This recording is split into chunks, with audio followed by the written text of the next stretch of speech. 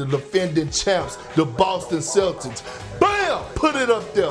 I'm gonna tell you who ain't nobody talking about that is a little bit scary, and that's the Clippers. Started here, Lakers, Wolves. What's one thing you're watching? The number one human being I'm watching in this series is Julius Randle. And then you add Jimmy Butler into the mix, and they're finding their groove at the exact right moment of the season. They combined for 75 points last. Of course, Luka faced off against this Wolves team last year in the Western Conference Finals. I know that first switch of Rudy Gobert on the perimeter against Luka is immediately going to give him PTSD. Clippers, a team we ain't talking about is them Houston Rockets. They got a baby Joker over there. Shinguini? Guini, nice, Lord. It's just that with the Los Angeles Lakers, you see LeBron and Luka together. And the elevated play of Austin Reeves can no longer be ignored. I also think Luka is super comfortable against all of their perimeter defenders. Giannis has been on an absolute tear since the Dame injury. How many teams do you guys feel like have a realistic chance of winning the championship? Steph put that number at 10. Depends on who Milwaukee play. I really think Milwaukee's a problem, dog. They get Jimmy Butler, but Bobby Portis back, they're a problem. Is a healthy Bucks team still a threat in the West? Of course, always. Milwaukee at 5 or 6. We ain't going 7. They are only the second, 7th seed to have, over the last 30 seasons, been favored over the number 2 seed Houston Rockets. And you got like they ain't got a Jamal Murray, you got like they ain't got a Gordon, you got like they ain't got a Bron. James Harden, we got to stand down and give this brother some love. This brother has been special all year long, been a model of consistency.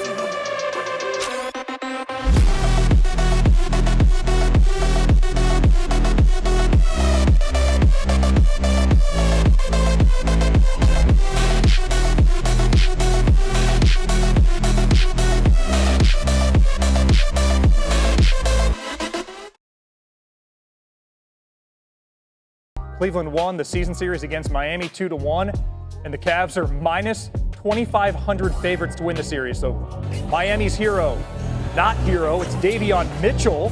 Mitchell doesn't even average 8 points per game during the season, but he has dialed it up in the play-in. I don't really think they stand a chance, but I do think they could muck things up, maybe make it like a 5 or 6 game series, get some people to doubt the Cavaliers. What contender do you think could be on upset alert? I'm going with the Cleveland Cavaliers. I have concerns about their small backcourt.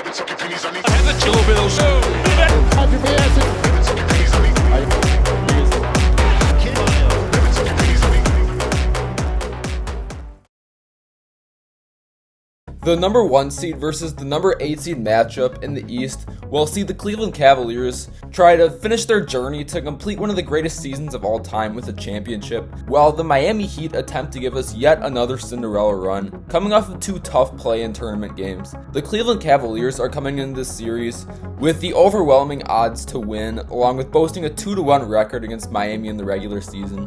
While the Heat were only a team that won 37 games during the regular season, I think we've learned that Miami is someone to take serious, despite their underwhelming records. While the Heat don't have playoff Jimmy anymore, they still have some solid weapons that could give Cleveland some trouble. Tyler Hero has taken a huge gap this season, transitioning to the Heat's number 1 option on offense, increasing his points and assists, while also raising his efficiency. He'll give Garland or Donovan Mitchell from Cleveland problems. Andrew Wiggins has proven that he can also contribute at a high level when the lights are at the brightest. Bam Adebayo has proven multiple times that he can step up in the postseason as a championship caliber big man. The Heat also come into this series with by far the better coach of Eric Spoelstra, but the Cavs aren't scared of this little 10 seed. Cleveland has been on a historic run in 2025. Donovan Mitchell and Darius Garland have been lighting up the Cavs offense, averaging a combined 45 points, near 12 assists, and 8 boards, while Evan Mobley and Jarrett Allen both control the paint on both sides in every game, who will make it nearly impossible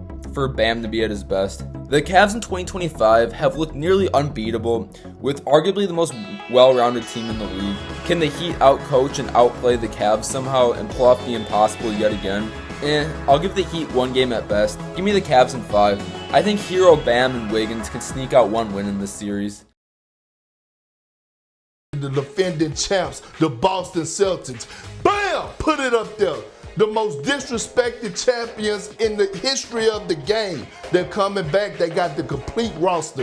Kristaps Porzingis, he's healthy. Derek White, we know what he's capable of doing for us being one of the best two-way players in the game. Peyton Pritchard, probably going to win 6th Man of the Year. I got to keep my eyes on the Boston Celtics. If they're healthy, I don't see anybody beating them. The Celtics have shown me. They have shown me over and over, time and time again, they have bounced back, and they continue to play well. So I'm not going to go against the Celtics right now. As long as they're healthy, they're my favorite.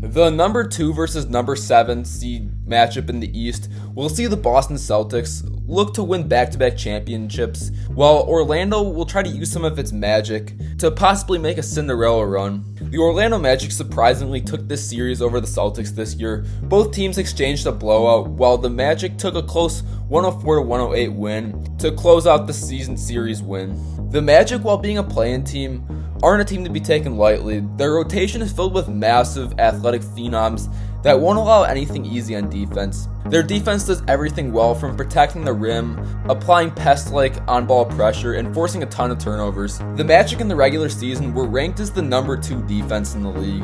Paolo Banchero is blossoming into one of the next best superstars in the league. Mini LeBron, they call him. Franz Wagner has turned into a borderline all-star role player, along with Jalen Suggs, who's been one of the best two-way players in the league this year. However, this isn't the Celtics' first rodeo. They've dealt with every defensive scheme and defensive pressure in the world that you could imagine. The Celtics annihilate the Magic in terms of offensive firepower with a nearly unbeatable drive and kick offense. Anyone in the Celtics starting lineup plus Peyton Pritchard could give you 30 points on any given night. And on the other side of the ball, the Celtics are in the exact same ballpark as the Magic in terms of defense. Will the Magic give you 110% effort in this series? Of course. But give me the Celtics in 5 games. The C's have too much talent and experience to let a series like this slip away. 65-68, Davis had 40 points, but Jaren Jackson Jr. is healthy, and he shows you how he is. Talk about getting comfortable. Your ankle is fine. Where did you even come from, Ja Morant? He just like double digits. The Grizzlies have also lost 9 straight games against the Thunder, dating back to December of 2022, so it's been a minute. But OKC, with the way they're playing in shape, most 20, 30, 40, 50-point game, the consistency in which he's playing, man, OKC, I was very, very impressed. I mean, damn, this is the Oklahoma City Thunder. So I get what you're saying. OKC, UFC, KFC. OKC in 5.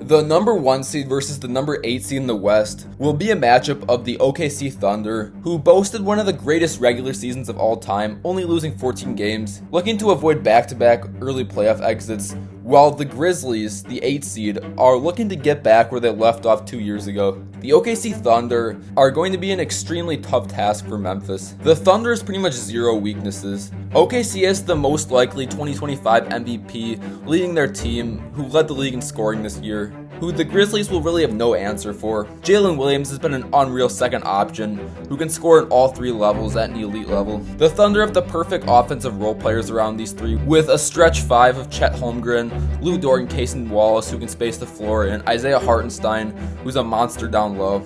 And on defense, it's really a joke of how good they actually are. Lou Dort and Alex Caruso are 2 of the best point-of-attack defenders in the league, who are going to swallow up Ja Morant and Desmond Bane in this series. Chet Holmgren is one of the best rim protectors, and is going to lock up Jaren Jackson Jr. The Thunder have so many switchable lockdown defenders that Memphis can't escape. Can Ja Morant make this a close series? I don't think so. I think that Ja Morant will give the Grizzlies 1 win at home, but OKC will close out the series in 5 games. OKC just has too much talent on both ends of the floor to lose early in this postseason again. Is this Pistons versus Knicks series going 7? Against the New York Knicks this year has averaged 30. And I just look at Detroit right now, and they're up and coming. They got nothing to lose. The Knicks have one of the best starting 5s in the East, in the league. I tried to tell them about Detroit basketball. I tried to tell them boys they were coming. They're energetic. They're not scared. They're not afraid. They got a chip on their shoulder. Really enjoyed watching the Pistons this year. I think they have the perfect sort of makeup of young talent, of veterans that they've brought in. They've had the shooting piece down. They have sort of the perfect blend and mix. Basketball player to win the next one is going to be Cade Cunningham. And you know who else should be worried? Tom Thibodeau.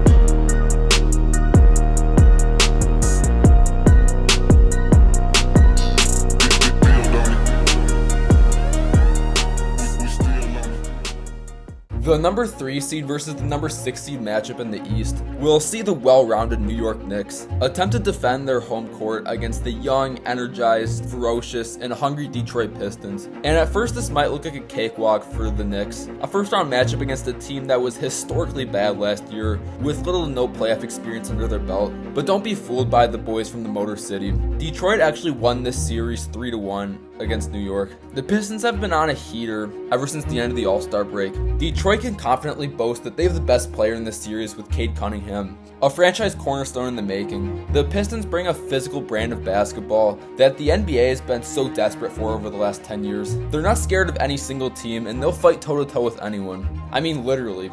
The Pistons around Cade Cunningham have an overload of fast, long, and athletic players that are going to cause chaos for New York. The Pistons apply a shit ton of pressure at the rim with the presence of Cade Cunningham, Jalen Duren, and Isaiah Stewart, who could wear down Karl Anthony Towns as this series goes on. But the Knicks aren't scared of this young, scrappy team. New York is a very disciplined and relentless team under the coaching of Tom Thibodeau. They're great at executing in the half court, which is a necessity in the postseason. Jalen Brunson has proved that he can step up in the playoffs and carry the Knicks on his back in crunch time. He averaged a ridiculous 32.7 points a game last postseason. The Knicks also have a plethora of defenders that they can throw on Cade Cunningham to make him uncomfortable in his postseason debut. I believe the Knicks will win this series in a chippy and gritty 7-game series. New York has the playoff experience. They have the closer in Jalen Brunson. They have the championship level supporting cast around Brunson. And the Pistons struggle to create offense outside of Cade Cunningham. Shut down Cade, and you've shut down the Pistons.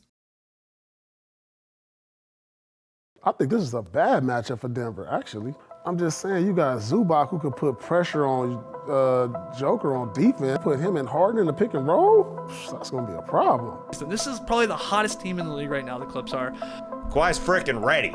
Yeah, I mean, Murray is the ultimate question mark here. When Jokic goes to the bench, he's not going to be able to play 48 minutes for 7 straight games. Kawhi Leonard all day long. He's been playing like the all-star MVP version of himself. He's healthy, and everybody knows if Kawhi is healthy and he's available, this is what you get. Back in the DeLorean and bring him back to 2025 because he has to show up.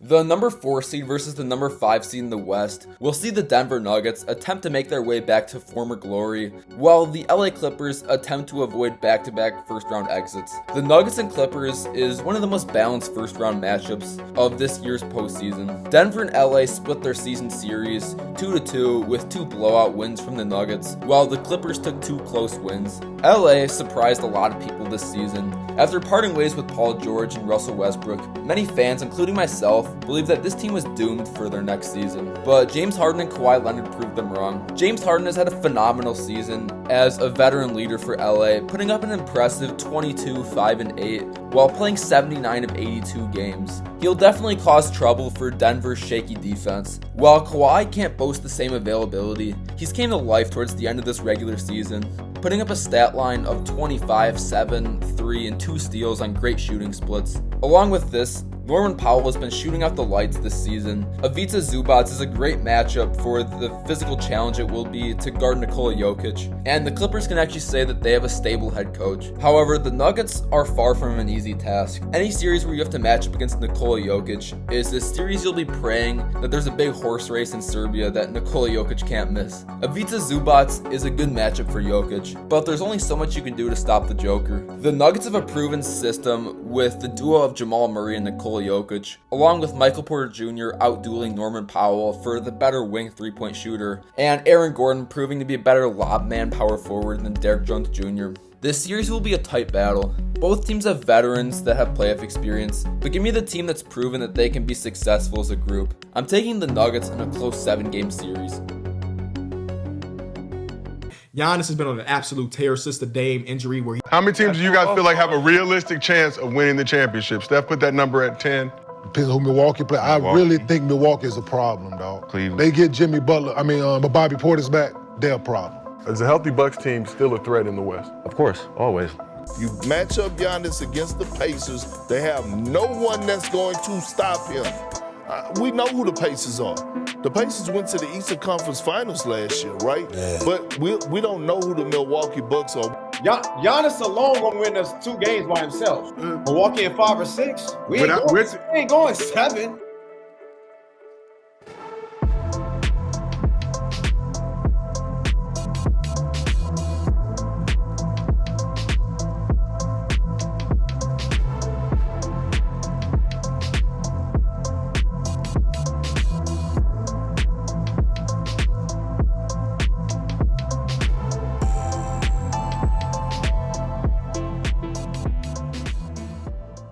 The 4 seed versus the 5 seed matchup in the East. We'll see the Milwaukee Bucks try to get revenge after the beating they took from the Pacers last year in the first round. However, the Milwaukee Bucks aren't as short-sighted as they were in 2024. Damian Lillard has been cleared to play basketball from his blood clot and will almost certainly make a return to the playoffs this year in round 1. And the Bucks star Giannis Antetokounmpo will finally have a healthy postseason, the first since 2022. The Milwaukee Bucks hold the regular season series against the Pacers 3-1, with all 3 Bucks wins being generally close, while Tyrese Halliburton was able to sneak out a Pacers win with this unreal 4-point play. However, the Pacers have proven that they can cause troubles for Milwaukee. The Pacers have shown to take advantage of their youth and energy and play fast-paced basketball, something that Milwaukee is terrible at guarding and will try to stop, dashing down the court, spacing the floor, and always keeping the ball moving. The Pacers led the league in assists and fast break points in the 2025 regular season. However, Milwaukee has their own game plan. It's pretty clear that the Bucks have the best player in this series with Giannis Antetokounmpo. As a matter of fact, they might have the 2 best players in this series with Giannis and Dame.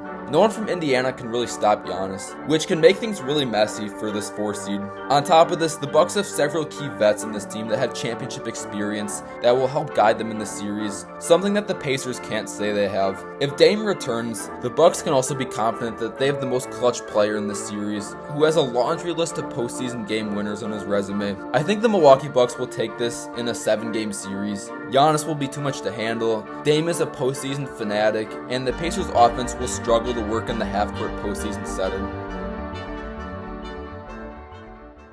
When you're watching Curry play the ball movement, he does it when no one's watching, and that's great. I'm loving watching it. You know, this whole playoff Jimmy thing, he's delivering. One of the most intelligent basketball players that I've ever played against. And a team we ain't talking about is them Houston Rockets. Yeah. And I know they ain't got that superstar. They developing superstars right now, and they in the infant stage. They got a baby Joker over there. Shinguini? Guini, nice, Lord. He got the O and the I. He a That's a problem for Houston, but I don't count Houston. I mean, Houston's a heck of a team. They deserve to be the 2 seed. I smell 7-game series. Only the 2nd, 7th seed to have over the last 30 seasons been favored over the number 2 seed Houston Rockets. Should they be? I think they should be because of the experience of Steph Curry along with Jimmy Butler and Draymond Green. We can't ignore Draymond.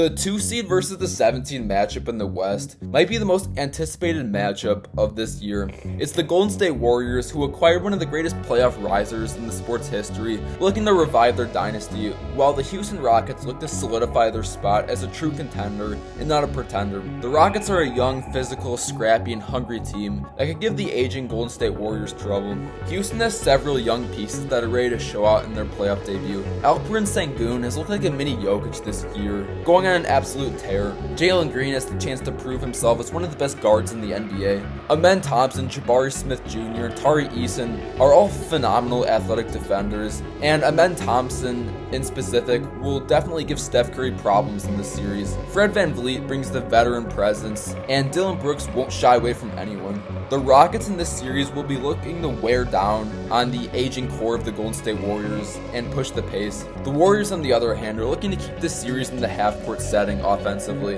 Golden State has arguably the best playoff duo in basketball right now, with Steph Curry and Jimmy Butler.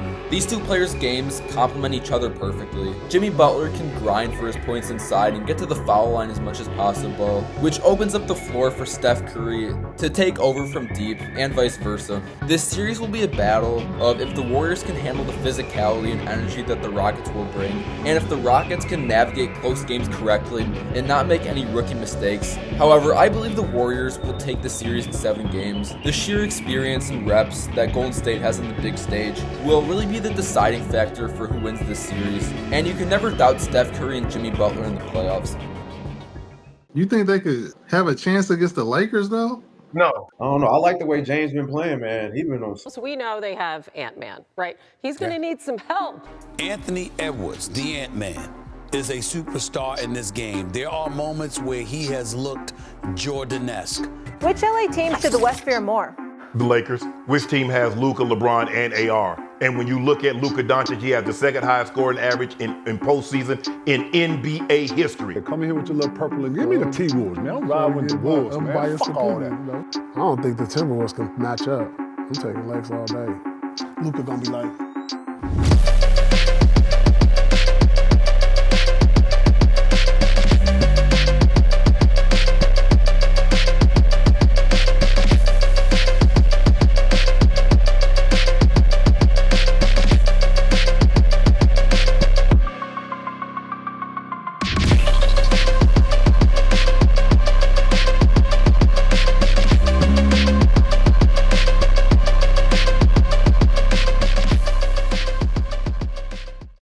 The 3 seed versus the 6 seed matchup in the West will see the newly assembled super team in the City of Angels with Luka Doncic and LeBron James matching up against a team looking to make it back to the Western Conference Finals in the Minnesota Timberwolves. It's a rematch of Luka Magic versus Ant-Man. The Lakers and the Timberwolves split their season series this year 2-2. However, after the Luka Doncic trade, the Lakers won the lone game they played against Minnesota. The Lakers' offense has looked unreal ever since the Luka Doncic trade. Luka has still maintained the majority of his production that he showed with the Mavericks, while LeBron James is still giving you a consistent 24, 8, and 8 a night, while Austin Reeves has proved to be one of, if not the best third option in the NBA. The Lakers have a legit big 3 on their team, and all of these 3 are legit great playmakers that will make each of their games a lot easier when playing on the floor with each other. There's just too much firepower with the Lakers, but they're not perfect. The Timberwolves, with their double big man lineup of Julius Randle and Rudy Gobert, could cause problems with the Lakers. I mean, do you really trust Jackson Hayes to lock down the paint against these 2 juggernauts? Will the Wolves' intolerable defense be too much for LA? My prediction is Lakers in 6. I think Los Angeles has too much firepower for the Wolves to stop. While the Los Angeles Lakers have struggled a bit on defense this year, I think they have way too much firepower for the Wolves to handle. LeBron has infinite postseason experience, and Luka Doncic already knows how to beat this team. On top of this, once you double Anthony Edwards, or he has a bad night, Minnesota struggles to generate offense outside of him.